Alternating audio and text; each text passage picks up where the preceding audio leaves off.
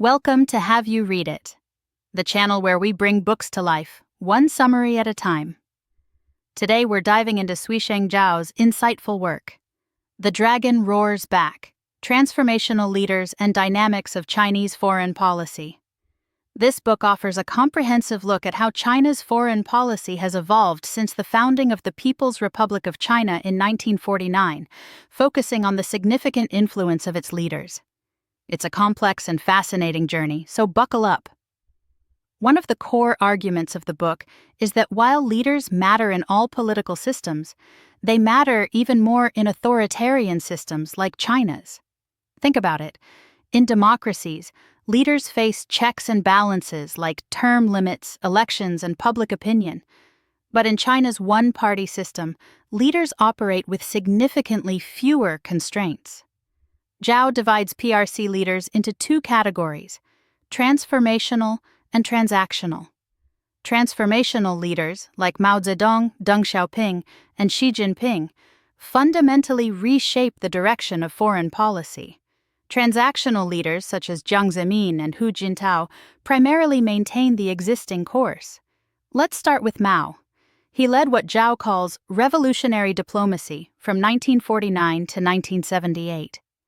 Imagine China's position then, newly formed, facing hostility from the West, particularly the United States, and needing to secure its borders and the legitimacy of the CCP regime. Mao saw the U.S. as the main threat, encircling China with allies and military bases. He was convinced that war with imperialist powers was inevitable, leading him to lean towards the Soviet Union for support. This alliance, though not his ideal, was a strategic necessity in Mao's eyes. Despite initial U.S. reluctance to recognize the PRC and the CCP's own distrust of the United States, several factors influenced Mao's decision to ally with the Soviet Union, including America's refusal to end its relationship with the rival Kuomintang government in Taiwan, and Mao's demand that the U.S. apologize for past imperialism. The Korean War threw a wrench into the works. It disrupted Mao's plans for domestic reconstruction and the liberation of Taiwan. But the U.S. involvement in Korea, pushing up to China's border, alarmed Mao. He saw it as a potential prelude to an invasion of China. This fear, coupled with domestic concerns about counter-revolutionaries, ultimately pushed him to intervene in the war. Interestingly, Stalin wasn't initially supportive of Kim's plan to unify Korea by force, and Mao himself was opposed because he was concerned it would provoke U.S. involvement. Kim's decision to launch the war took Stalin by surprise, but Mao accepted the decision. Despite China's alliance with the Soviet Union, Stalin waffled on providing air cover for the Chinese troops, forcing Mao to rely on his own resources. Though China successfully pushed the battle lines back and secured a truce, it came at a cost. The U.S. became even more hostile, Taiwan became a focal point of contention, and China's dependence on the Soviet Union deepened. Taiwan became a major sticking point. After the Korean War, the U.S. saw Taiwan as a strategic asset, stationing the Seventh Fleet in the Taiwan Strait. This prevented Mao from taking the island, which he saw as crucial for both national unification and security. What followed was a series of military and diplomatic maneuvers, including the bombardment of Jinmen and Mazu Islands. Mao's noose policy was a fascinating tactic. He believed that by allowing Chiang Kai-shek to retain control of Jinmen and Mazu, it would maintain a tie between Taiwan and the mainland and prevent Taiwan from becoming an independent republic. Mao and Khrushchev eventually clashed. The seeds of the Sino-Soviet split were sown when Khrushchev denounced Stalin, a move that angered Mao. The split escalated over issues like the Great Leap Forward, Soviet aid, and Khrushchev's peaceful coexistence policy, which Mao saw as detrimental to China's interests. The relationship deteriorated further over border disputes, national minorities, and Khrushchev's refusal to offer nuclear protection to China during tensions with the U.S. over Taiwan. Mao's open letters to the Soviet leadership further exacerbated the situation, and the conflict came to a head with clashes over Zhenbao Damansky Island. Then came the Vietnam War. Mao saw it as an opportunity to tie down the US and weaken its influence in Asia. He supported North Vietnam with supplies and troops, but the Cultural Revolution turned China inwards. Mao's fear about fighting a war with both superpowers at the same time, along with a general disappointment in the World Revolution and a need to exploit the rivalry between the US and the Soviet Union, led to Mao's strategic decision to align with the US. The Soviet threat became more prominent after the Vietnam War. With the Soviet military buildup along the border, Mao made another dramatic shift, aligning with the US to counter the Soviet Union. This Sino-US rapprochement, orchestrated through ping-pong diplomacy and Nixon's visit, dramatically changed the geopolitical landscape. Mao saw the rapprochement as creating a horizontal line against the Soviet Union and emphasized that he would not harm the US as long as they shared this objective. This move not only brought about a realignment in East Asia, particularly the normalization of Sino-Japanese relations, but also signaled a change in China's approach to the world order, moving away from revolution and toward greater participation in international institutions. After Mao's death, Deng Xiaoping took the reins. His priority was economic development, leading to what Zhao terms developmental diplomacy.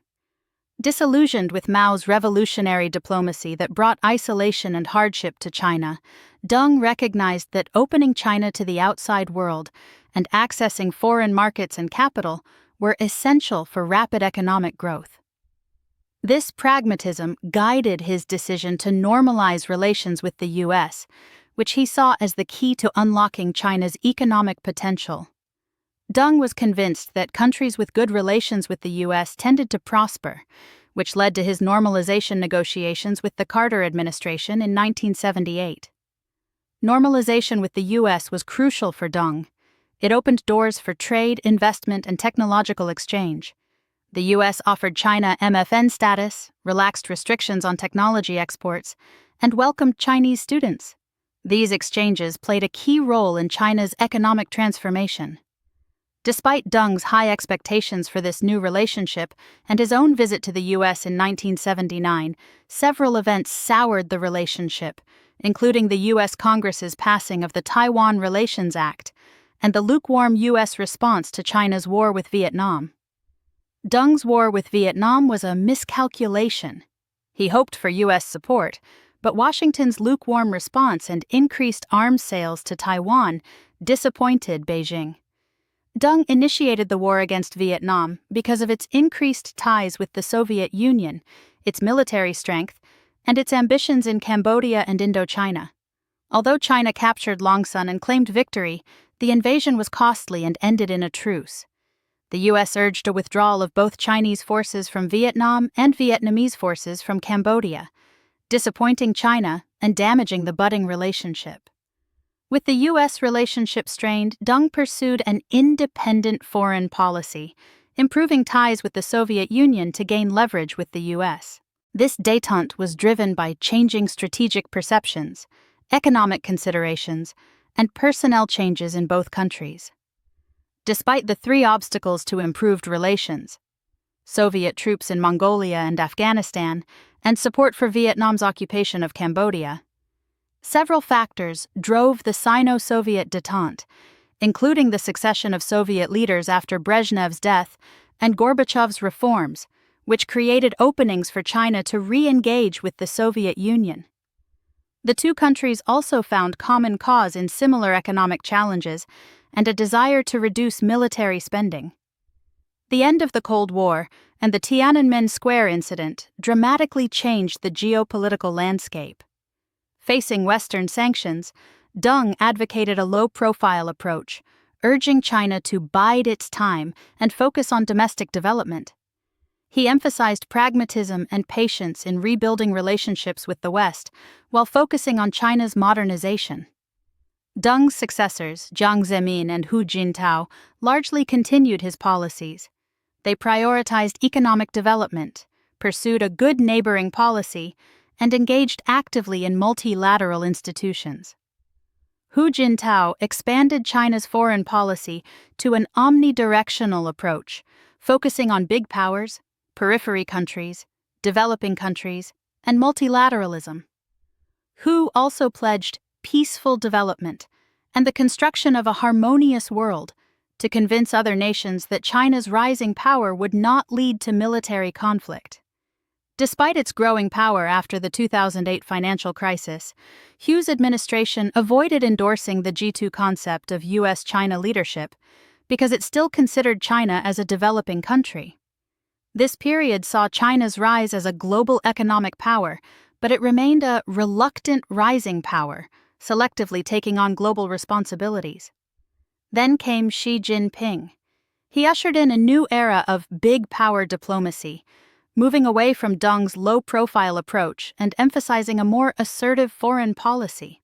Taking advantage of the momentum of China's increased international influence and economic prosperity after the 2008 financial crisis, Xi Jinping initiated big power diplomacy, emphasizing that China is a big power, should think like a big power, and be treated like a big power. The 2008 financial crisis was a turning point. While the West struggled, China's economy continued to grow, boosting confidence in the China model.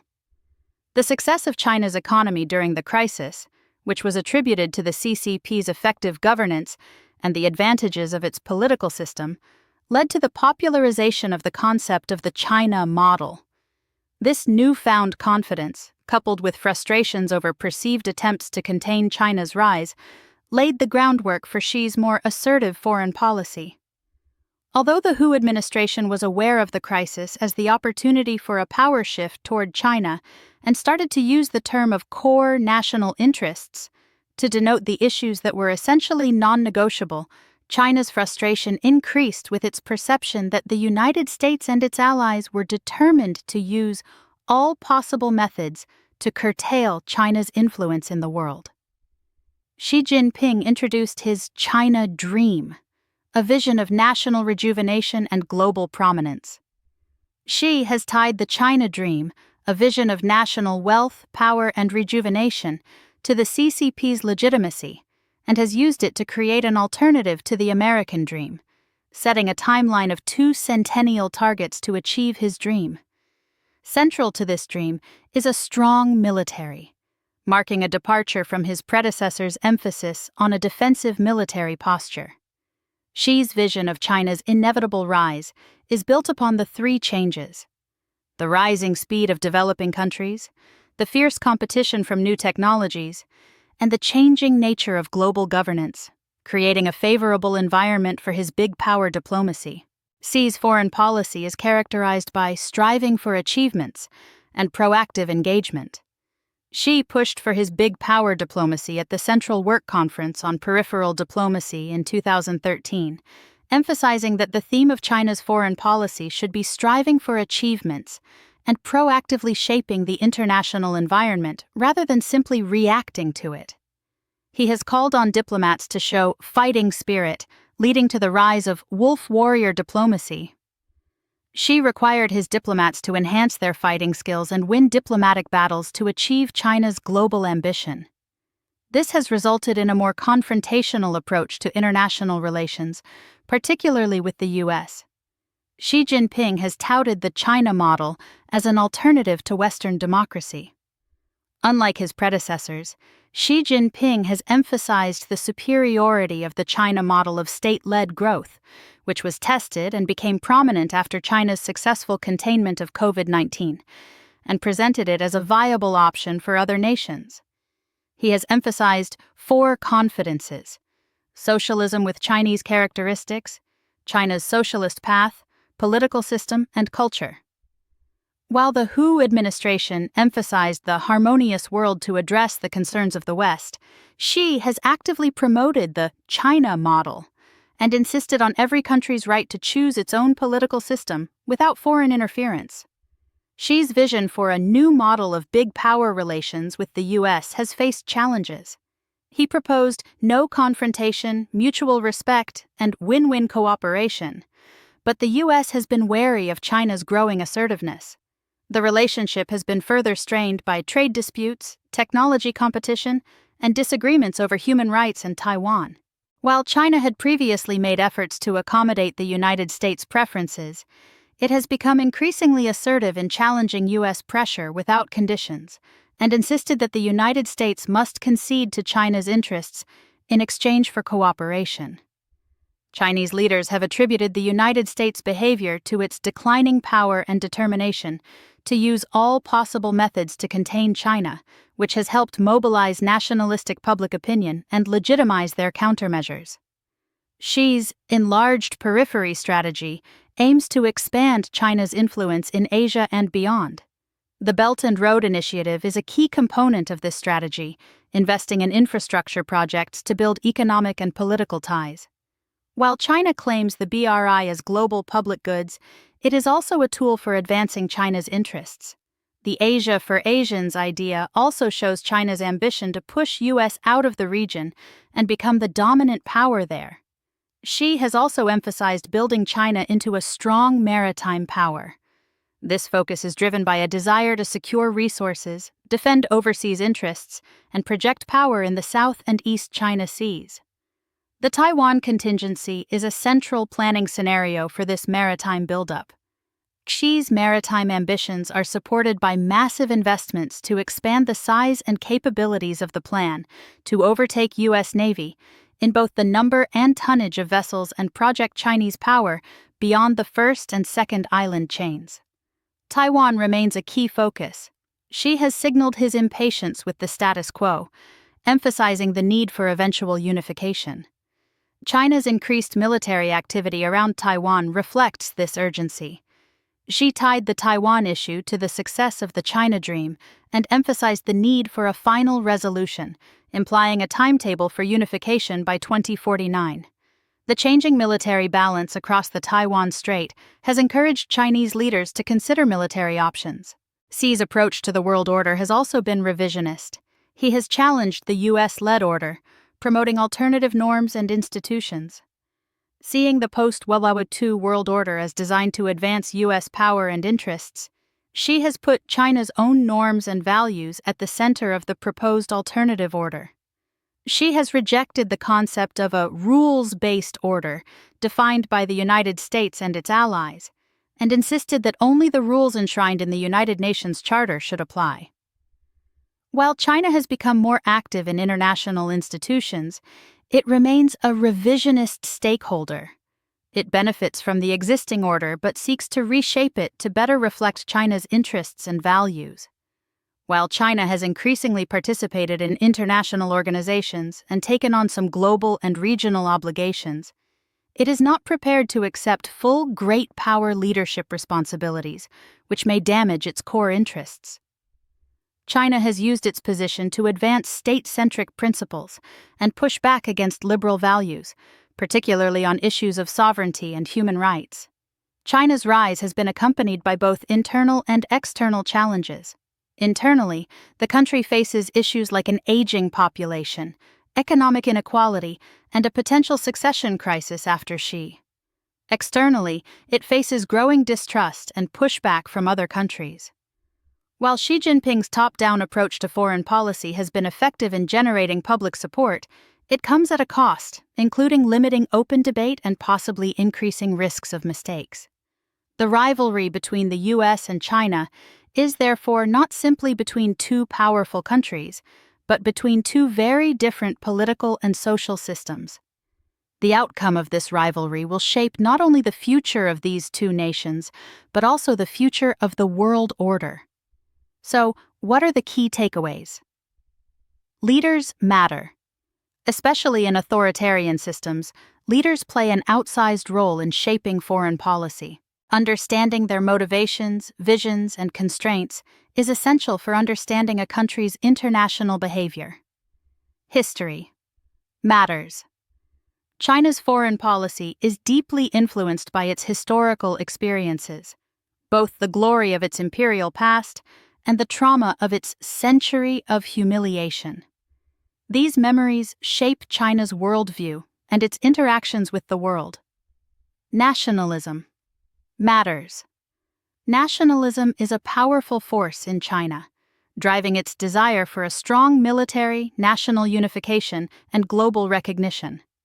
However, it can also be a double-edged sword, leading to overconfidence and miscalculations. The world order matters. China is both a beneficiary and a challenger of the existing world order. While it benefits from globalization and participates in international institutions, it seeks to reshape the order to better reflect its interests and values. The future is uncertain. China's rise is not inevitable. It faces significant internal and external challenges that could hinder its progress.